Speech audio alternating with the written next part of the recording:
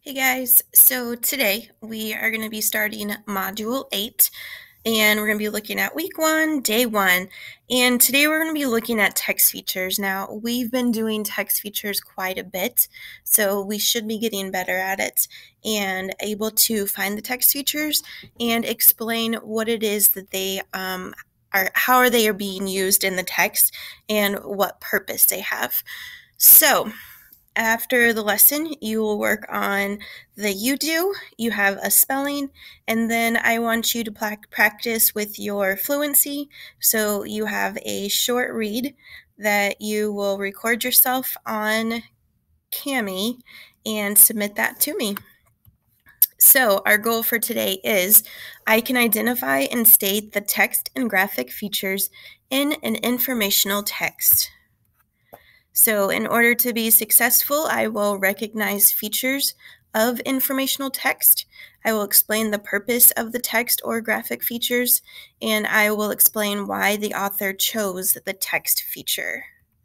So if you remember, text features present important parts of the text in a different way. So those can be in bold words, they could be italics, they could be a heading, a sidebar, captions underneath a picture, and then you could have numbers or bullets to show main points or examples. So some questions that we want to ask ourselves when we're reading an informational text is, what is the main text feature being used? Usually an author will pick one main thing for a page or for the text, and so we have to find that main one. And then we have to ask ourselves, why did the author include this text feature?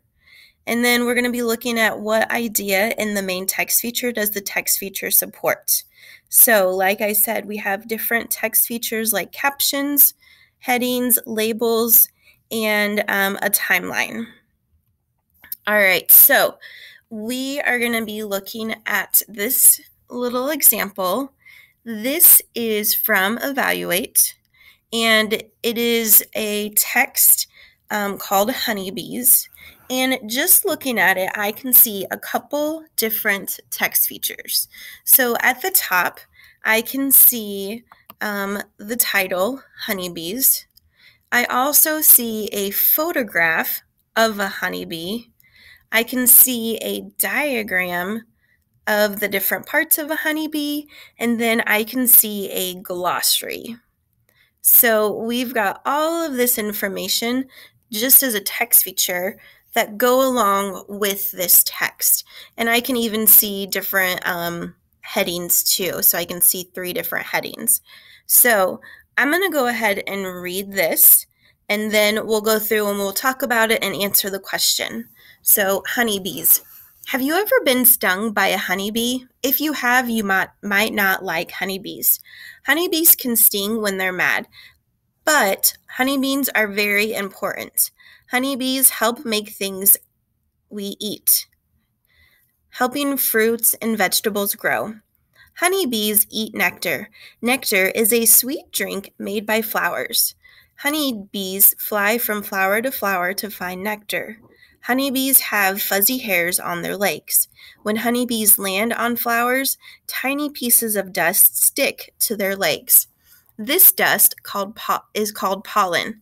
Honeybees take the pollen with them when they land on other flowers. Some plants use the pollen to make fruits or vegetables. Some plants cannot make fruits or vegetables without help from honeybees. Making honey. How do you think honeybees get their name? They also make honey. It's really no wonder that there's a saying about being as busy as a bee. Honeybees use the nectar from the flowers to make the honey. They store the honey in their nest. Honeybees eat the honey in winter. There are no flowers in winter. Without honey to eat, the honeybees might starve. People like to eat honey too. We eat honey on bread. We also use it for cooking. Honey makes food taste sweet. We eat honey all year round. Keeping honeybees safe. Beekeepers are people who take care of honeybees. Beekeepers are worried about honeybees. Many honeybees are dying.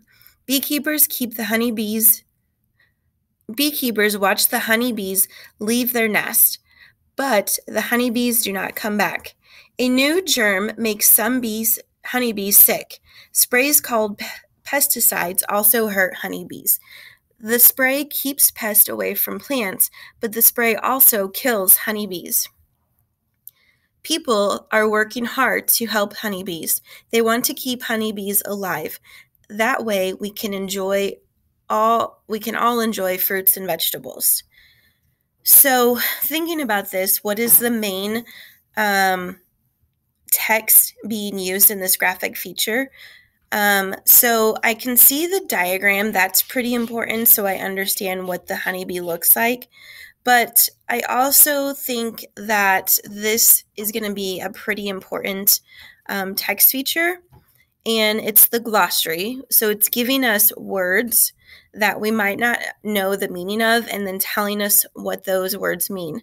So nectar is a sweet liquid made by flowers. Bees use it to make honey. Pesticides, something used to kill pests like insects, mice, or rats. Pollen, a yellow powder found on flowers. It helps flowers to make seeds, fruits, and more flowers. So I think that the author included the glossary because the author wanted us to make sure that we understood what they're talking about. Honeybees are very subject specific, and so there are different things that we need to understand about the honeybees, and maybe we wouldn't have understood what nectar is or what pollen is. So the author wants us to know what those words mean. The other text feature is the diagram, and I think this is just so that we can understand what a honeybee looks like. I know in the text it talked about the fuzzy hairs on their legs, so we can get an image of what the fuzzy hairs are going to be like. So now that we've read that, we've talked about the text features, let's look at the first question. It says, based on the glossary at the end of the passage, which of the following helps flowers make seeds? So I'm just going to go back and look at for where it's talking about flowers making seeds. So nectar is a sweet liquid made by flowers. Bees use it to make honey, so not quite helping flowers make seeds. Pesticides, something used to kill pests that's not making seeds. Pollen, a yellow powder found on flowers. It helps flowers to make seeds. So the answer for this one is pollen. We should have said pollen helps flowers make seeds. All right, same text. I'm going to look at part B now. It says, click on the statement below that is most likely true based on the glossary. So we're looking for the one that is most likely true. A says, people use a pesticide to get rid of ants in their gardens. Well, it talks about killing pests like insects. Ants are an insect in their gardens, so maybe that's true. B, bees can't make honey without pollen. I don't know that the glossary gave me that information. It says that it helps flowers to make seeds, fruits, and more flowers, so I don't know that it's necessarily this one. So I don't think B. I'm going to cross that one. Pesticides harm plants. Well, it talks about pesticides being used to kill insects, mice, or rats, so I don't think they're there to harm plants. Nectar is yellow. Based on this, it says sweet liquid made by flowers. I don't know for sure. I know that it says pollen is yellow, but not for sure yet. Nectar is yellow. So really the only one that makes sense that we can definitely say is true is A. It's using pesticides can get rid of ants in their garden. So we're going to go with A. All right, let's look at another question. Which of the ideas below does the glossary help you understand? A, why honey is sweet. Well, it says a sweet liquid made by flowers. Bees use it to make honey. Doesn't really tell me why it's sweet. Does it tell me which kinds of flowers have pollen? No, it doesn't tell me the different kinds of flowers. It just says it helps flowers to make seeds, fruits, and more flowers. Does this tell me what nectar looks like? It's a sweet liquid. So I know that it's liquid. And then the last one is what pesticides are made of. It definitely doesn't tell me anything about what pesticides are made of. So it's not this one, which kinds of flowers have pollen. It doesn't talk about any specific kind.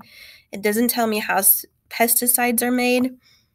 I don't feel like it really tells me why honey is made, but we do know that nectar is liquid, so I'm going to say C is the correct answer.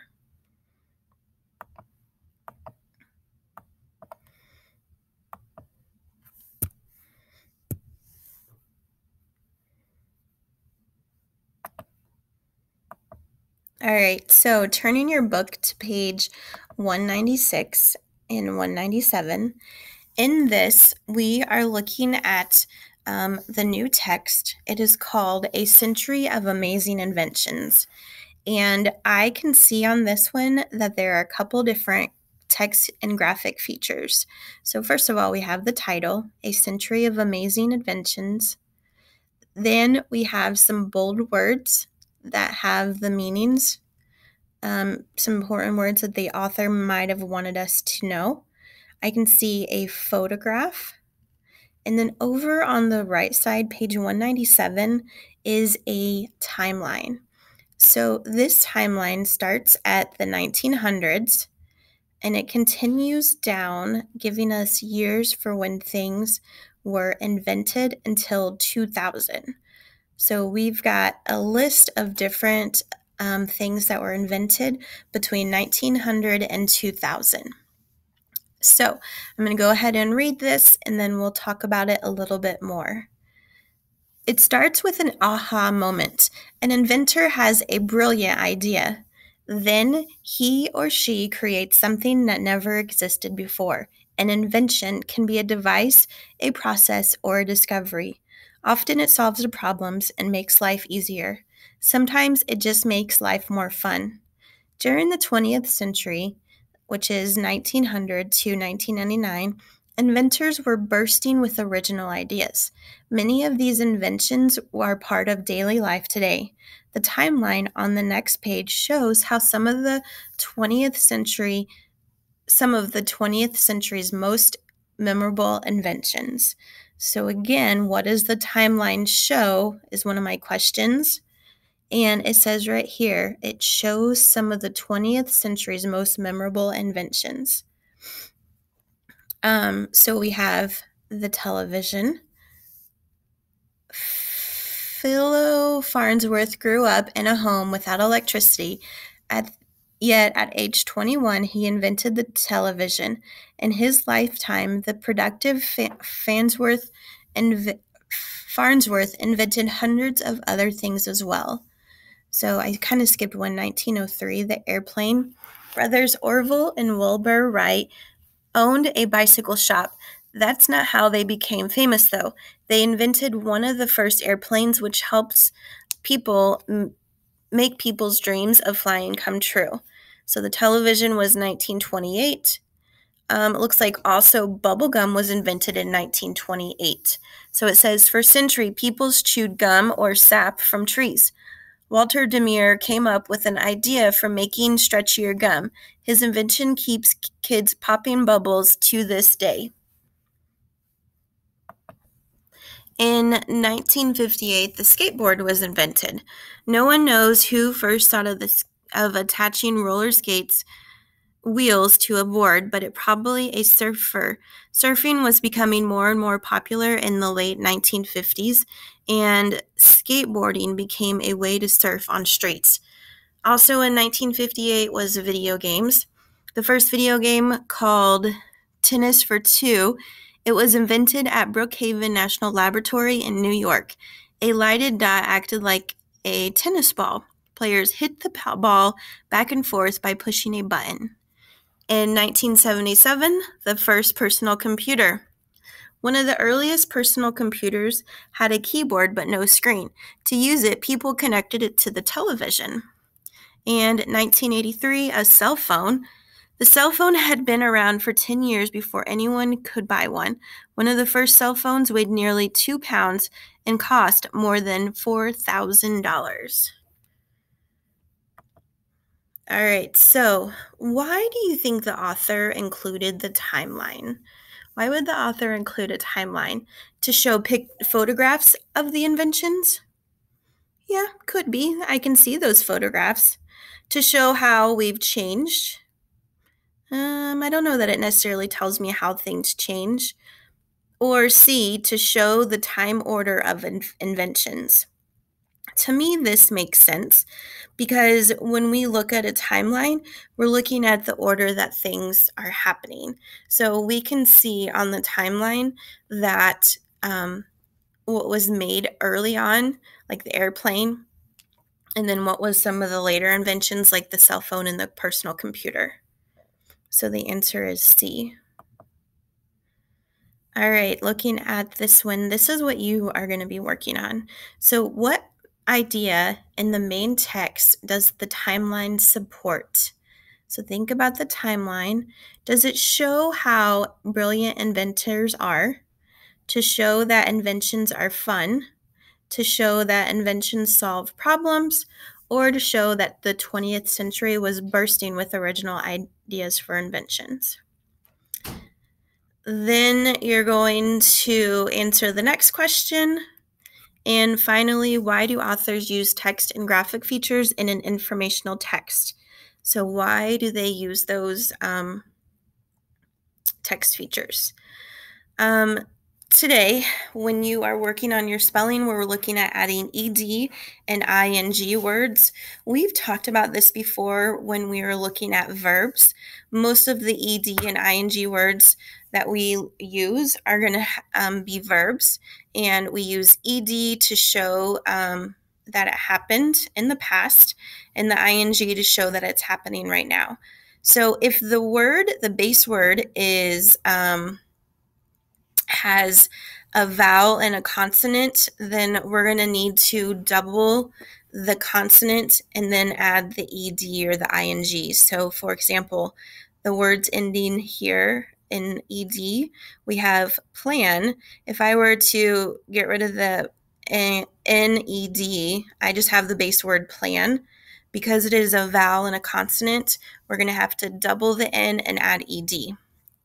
Same thing with gripped. The base word is grip, G-R-I-P. It is a vowel and a consonant at the end, so we have to double the P and add ed. When we have one that is a vowel, consonant vowel, like loved, L-O-V-E, we drop the E and add ed. So we're not going to have two E's, but we're going to drop the E and then add ed. Same thing with smiled. We have the base word smile, S-M-I-L-E. We drop the E and add ed. It goes the same with adding ing. This one can be kind of confusing because it could be one of two things. It could be tapping or it could be taping. But what I know about this is that if it's tapping, it would be spelled T-A-P, which is going to be a vowel and a consonant. So I'm going to have to double the vowel and add ing. So that would be taping or tapping over here. But because this is only a single P, that means that they had to drop off the E for tape. T-A-P-E. We get rid of the E and add ing. Same thing with joking. J-O-K-E is the base word. We drop the E and add ing. So you are going to be sorting your spelling words based on the endings, but also if they have that double consonant or just the vowel, consonant, vowel. After you do that, you will have your fluency that you're going to read out loud and record so that I can listen to you guys read.